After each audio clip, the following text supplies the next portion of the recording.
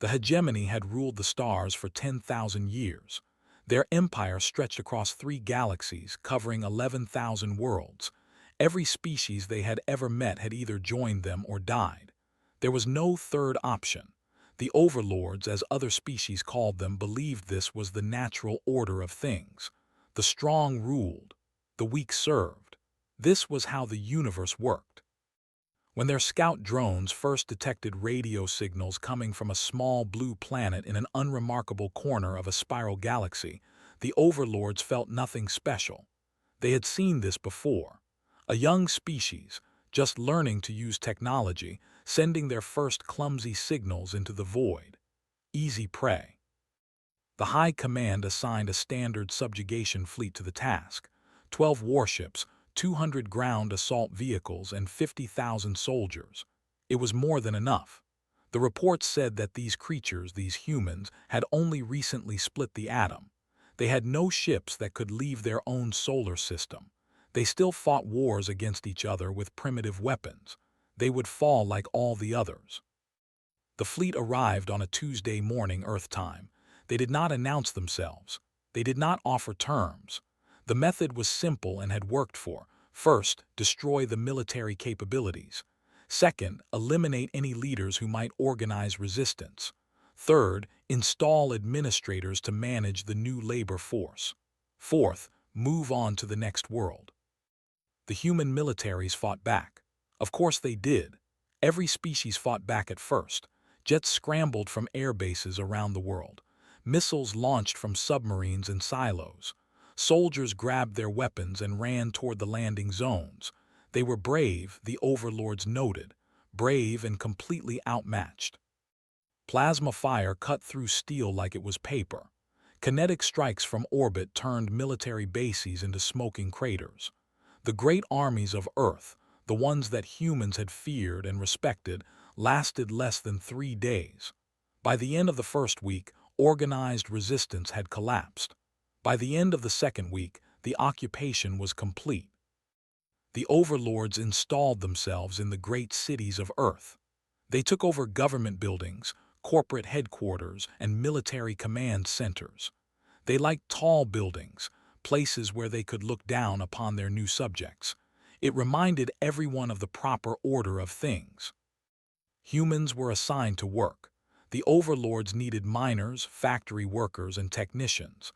Earth had resources that the hegemony wanted, and humans had hands to extract them. Quotas were set. Failure to meet quotas was punished. Success was rewarded with continued survival. The occupation administrators filed their first reports back to the High Command. The new species was adapting well, they said. Humans learned the language quickly. They followed orders without too much trouble. They seemed to understand their place in the new order. There were some incidents, of course. There were always incidents in the early days, but nothing that standard punishment protocols could not handle. One detail stood out in the reports, though the administrators did not know what to make of it. Humans smiled a lot, even when they were working in the mines, even when they were bowing to their new rulers, even when they watched their cities burn and their armies fall. They smiled. The administrators assumed it was some kind of nervous response. Many species had strange reactions to trauma. One conquered race had sung constantly for the first year of occupation. Another had refused to make eye contact for 3 generations. Humans smiled. It was strange, but it did not seem dangerous. The first year of occupation passed smoothly. Earth was redesignated as Processing World 10,847 and added to the official maps of the hegemony. Human workers met their quotas. The mines produced ore. The factories produced components. The administrators collected their data and sent their reports. A young overlord named was assigned to manage a manufacturing district in what humans called Eastern Europe. He was ambitious and eager to prove himself. He studied the local humans carefully, trying to understand them better than his predecessors had understood other species. He noticed things that other administrators missed. The humans were cooperative, yes. They bowed when overlords passed, yes. But there was something in their eyes that he could not quite name. When they thought no one was watching, they looked at each other in a certain way. Quick glances, small nods, tiny gestures that seemed to mean nothing but felt like they meant everything. Mentioned this in his reports. His superiors told him not to worry. Humans were primitive creatures who had barely left their own planet. They posed no threat. The hegemony had conquered warrior races with natural armor and claws as long as swords. They had defeated species with psychic abilities and beings made of living metal. Humans were soft, weak, and fragile. They would serve just like all the others. The second year brought small problems. Nothing serious, the administrators assured each other. Just the normal difficulties of integrating a new species into the hegemony. Machines broke down slightly more often than expected. Shipments arrived late. Production quotas were met, but only barely. When administrators investigated these problems, they found nothing wrong. The humans apologized for the errors. They worked extra hours to fix them. They seemed genuinely sorry that things had gone wrong. One factory foreman even reported his own workers for suspected sabotage. The investigation found nothing, of course. The workers were cleared. The foreman thanked the administrators for their thoroughness. Watched all of this with growing unease. Something was wrong, but he could not prove it. The humans followed every rule. They met every requirement. They were, on paper, perfect subjects, but the machines still broke. The shipments still arrived late, and the humans still smiled. He began to study human history in his spare time. He read about their wars, their empires, their revolutions. He learned about something humans called guerrilla warfare. He read about occupied peoples who had fought back not with armies but with patience and time. He read about resistance movements that had no leaders, no headquarters, and no uniforms. Just ordinary people who refused to truly submit. He read about something humans called passive resistance. He read about work slowdowns and equipment failures and accidents that were not quite accidents. He read about people who had looked their conquerors in the eye and smiled while quietly, carefully, making everything just a little bit harder. Requested a meeting with the regional overlord. He waited 3 months for an appointment. When he finally stood before the great commander, his hands trembled. "I believe we have made a mistake," he said. "The humans are not cooperating. They are pretending to cooperate. Every smile, every bow, every act of obedience is a mask. Behind it, they are fighting us in ways we do not understand." The regional overlord looked down at him with all 4 eyes. "You are young," he said. "You do not understand how occupation works. Every species resists at first. It is natural. They will learn as all the others have learned." "But they are not resisting at first," insisted. "They are resisting constantly. Every human in every interaction with us is making choices about how much to help and how much to hinder. They have no army fighting us because they do not need one. They are all soldiers, every one of them." The regional overlord's eyes narrowed. "You are suggesting that an entire species is capable of coordinated resistance without any central command, without any communication that our surveillance can detect. That is impossible." "Not coordinated," said. "United. There is a difference. They do not need orders because they all want the same thing. They do not need a plan because they all know what to do. They smile because they know something we do not. They know that they are winning." The regional overlord was silent for a long moment. Then he pressed a button on his desk. 2 guards entered the room.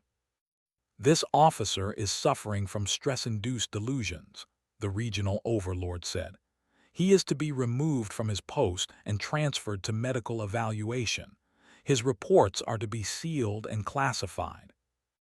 As the guards led him away, looked back one last time. "They will teach us something," he said. "Something we have never learned in 10,000 years of conquest. I only hope we survive the lesson." The regional overlord deleted the meeting from his schedule and returned to his work. Outside his window, a human cleaning crew worked on the plaza below. One of them looked up at the tower where the overlords ruled and smiled. 3 years after was removed from his post, the problems began to grow. It was still nothing obvious, nothing that could be pointed to and called sabotage. The reports still showed that quotas were being met. The humans still bowed when overlords passed. They still apologized when things went wrong. They still smiled. But things were going wrong more often now, much more often. In the mining districts, equipment failed at 3 times the expected rate. Engineers could find no explanation. The machines were properly maintained. The humans followed all procedures. Yet drill bits snapped and conveyor belts tore and power systems overloaded in ways that seemed random but always happened at the worst possible times. In the factories, production met quotas but quality suffered. The components looked perfect. They passed every inspection. But when they were installed in hegemony systems across the sector, they failed. Not immediately, not obviously, just slightly sooner than they should. Ship systems needed repair more often. Communication networks dropped connections at inconvenient moments. Nothing catastrophic, just enough friction to slow everything down. In the administrative centers, paperwork disappeared and reappeared in wrong places. Translation software produced errors that changed the meaning of documents in subtle ways. One order for medical supplies became an order for mining equipment. A deployment schedule was delayed by a week because a single digit was wrong in the date. When investigators searched for the cause, they found only apologetic humans who could not explain how such mistakes had happened. An administrator named was assigned to investigate the growing problems. She was thorough and patient and had broken resistance movements on 3 other worlds. She believed that the humans were hiding something, and she was determined to find it. She began with surveillance. She monitored communications, watched work sites, and analyzed every transaction in her district. She found nothing. The humans talked about normal things, their families, their food, their entertainment. They complained about work the way all workers complained, but never about the overlords. They followed every rule. She moved on to interrogation. She selected workers at random and questioned them for hours. She used techniques that had broken members of the most devoted resistance cells. The humans answered every question honestly. They had nothing to hide, they said. They were loyal subjects of the hegemony. They wanted only to meet their quotas and live in peace. One man she questioned laughed when she asked if he was part of a resistance movement. "There is no movement," he said. "There is no organization. There is no leader you can arrest or headquarters you can destroy. We are just people trying to get through each day." "Then why do things keep going wrong?" demanded. The man shrugged. "Things go wrong," he said. "Machines break, people make mistakes. It is unfortunate, but what can we do? We are only human." She had him punished for his tone. He took the punishment without complaint and returned to work the next day. His production numbers were exactly what they had always been, not high enough to draw attention, not low enough to merit punishment, exactly average. That was when began to understand. She pulled production data from across her district. She analyzed it for patterns. What she found made her blood run cold. Every human worker across every site produced at almost exactly the same rate. Not the maximum they were capable of, but the minimum needed to avoid punishment. It was as if they had all agreed, without any communication she could detect, on precisely how much effort to give and how much to withhold. She expanded her analysis to other districts. The pattern held. Across the entire planet, human workers were giving exactly what was required and not a fraction more. The quotas were set based on early production numbers, when humans were still learning the work and still afraid of their new rulers. Those early numbers were the baseline. The humans had maintained that baseline perfectly for 3 years, never improving, never falling behind. Calculated what could have been produced if humans worked at their actual capacity. The number was staggering. The hegemony was losing billions in potential output every year, and there was no one to blame, no saboteur to punish, no conspiracy to unravel, just an entire species that had quietly, wordlessly agreed to do the absolute minimum. She presented her findings to the sector commander. He listened in silence, his face darkening with each new revelation. "What do you recommend?" he asked when she finished. "We must increase the quotas," said. "Force them to work harder, make the minimum unacceptable." The commander nodded. "Do it." The new quotas were announced the following week. They were 20% higher than before. Failure to meet them would result in severe punishment. The administrators expected resistance, complaints, perhaps even open rebellion. The humans smiled and nodded, and said they would try their best. For 2 weeks production increased. The quotas were met. The administrators congratulated themselves on solving the problem. Then the accidents began. A mine collapsed, killing 40 workers and destroying 3 months of extracted ore. A factory exploded, taking out an entire production line. A transport ship crashed on takeoff, scattering refined materials across a kilometer of scorched earth. Investigations found equipment failures, structural weaknesses that had been missed, human error in operation procedures. The workers involved were punished, some executed, but it changed nothing. The accidents continued. The harder the overlords pushed, the more things went wrong. Realized what was happening. The humans had been holding back, yes, but they had also been holding the system together. They had been preventing accidents, catching errors, fixing problems before they became catastrophes. They knew the machines better than the engineers. They knew the weak points, the shortcuts, the places where a moment of inattention could cause disaster. They had been using that knowledge to maintain the minimum. Now they were using it to punish those who demanded more. She tried to explain this to the sector commander. He dismissed her concerns. "They are animals," he said. "They cannot coordinate such a thing. These are simply the costs of pushing production harder." "They are not animals," said. "They are something we have never encountered before. A species where every individual is capable of resistance, where no one needs to give orders because everyone already knows what to do. They are fighting a war against us, and we do not even recognize it as a war." The commander's eyes narrowed. "Be careful," he warned. "Others have said such things. They are no longer with us." Thought of and his sealed reports. She thought of the warnings that had been ignored. She thought of the humans and their endless smiles.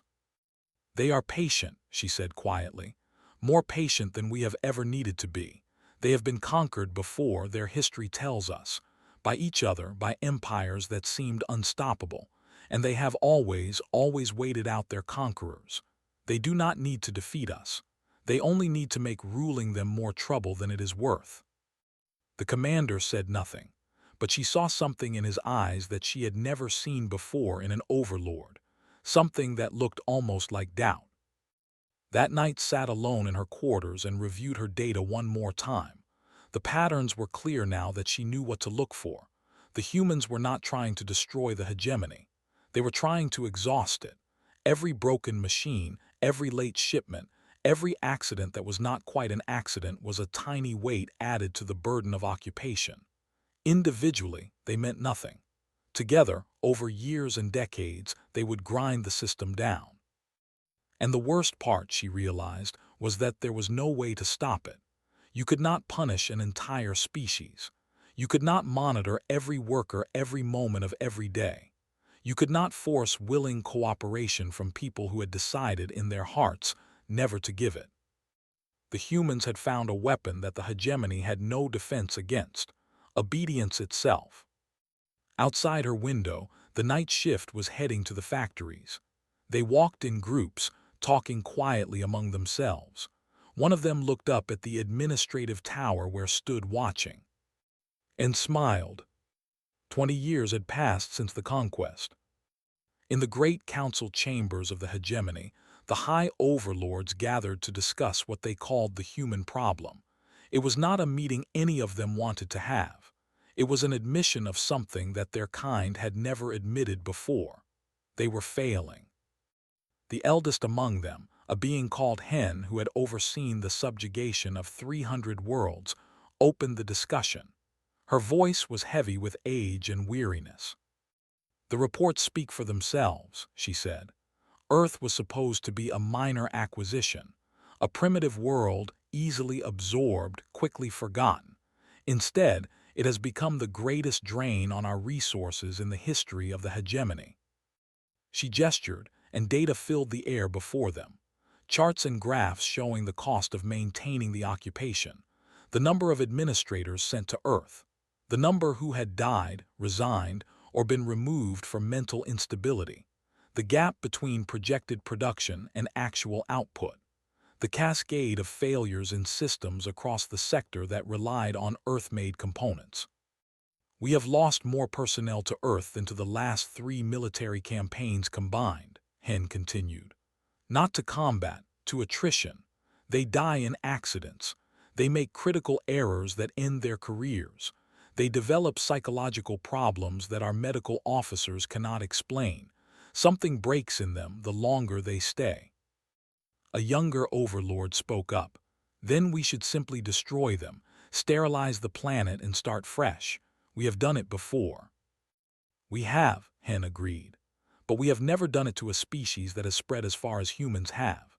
In 20 years, we have moved human workers to 47 worlds across 12 systems. They are integrated into our manufacturing, our mining, our service industries. We made them essential because they were cheap and capable. Now, if we destroy Earth, we must destroy all of them. And if we destroy all of them, entire sectors of our economy collapse."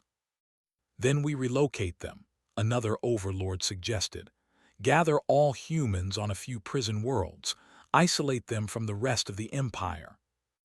"We have modeled this scenario," Hen said. "The projections show that within 10 years, those prison worlds will be experiencing the same problems Earth does now. Humans do not need to communicate to coordinate. They do not need leaders to resist. They will do what they have always done wherever we put them. They will smile and bow and slowly, carefully take everything apart." Silence fell over the council. The overlords looked at each other, and for the first time in the long history of their kind, they did not know what to do. One of them finally spoke the words that none of them wanted to say. "Then, what can be done?" Hen was quiet for a long moment. When she spoke again, her voice was soft. "I have been studying their history," she said. "Not just their wars and their technology, but their stories.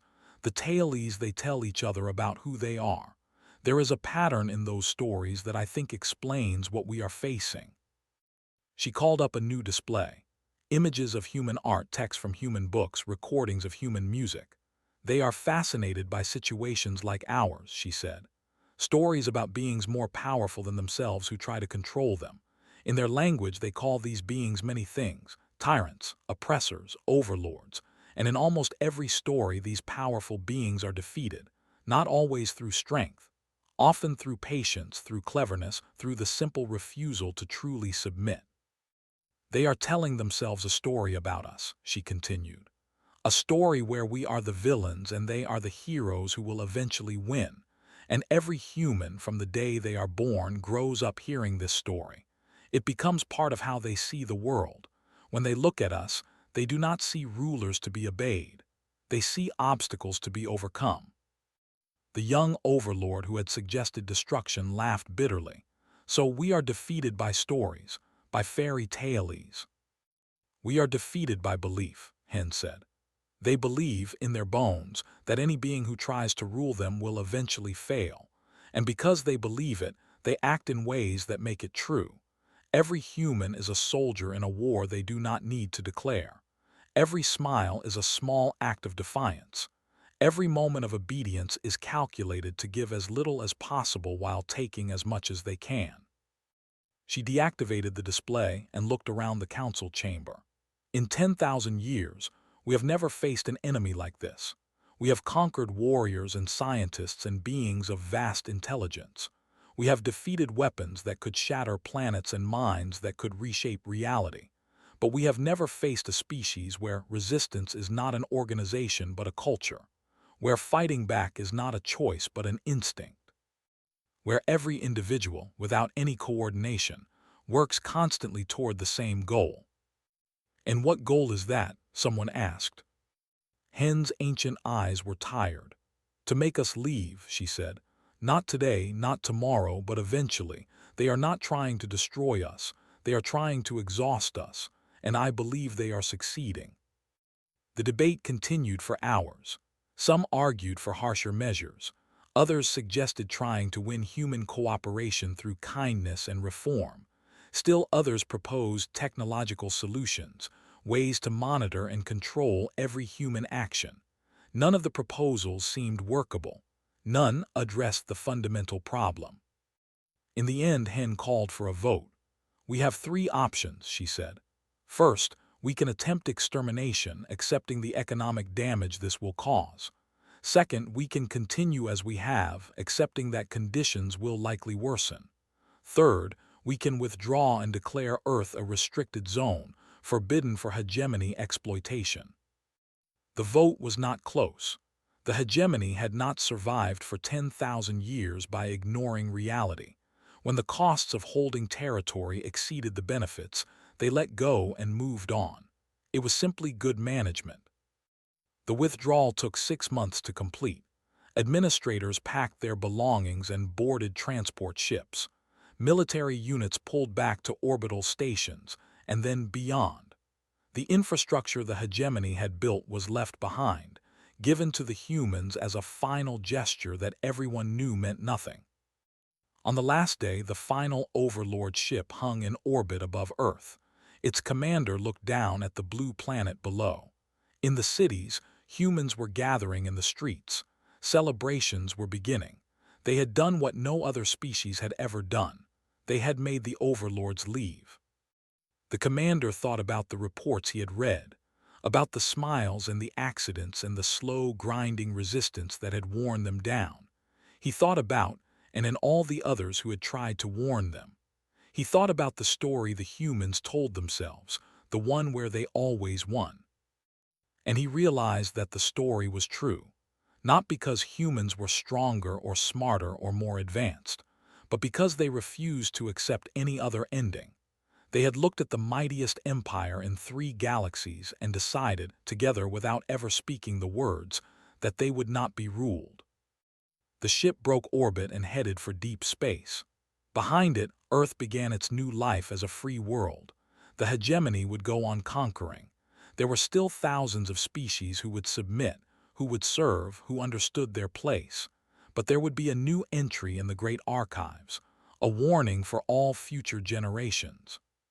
Humans were not to be subjugated, not because they could not be conquered, but because conquering them was only the beginning, and everything after that was defeat.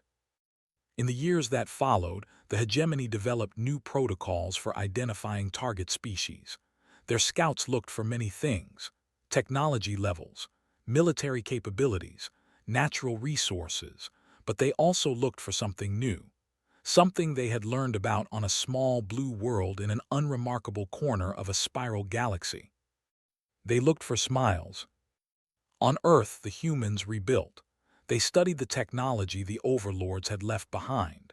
They began building ships of their own, reaching out to the stars their conquerors had come from. They knew the hegemony was still out there.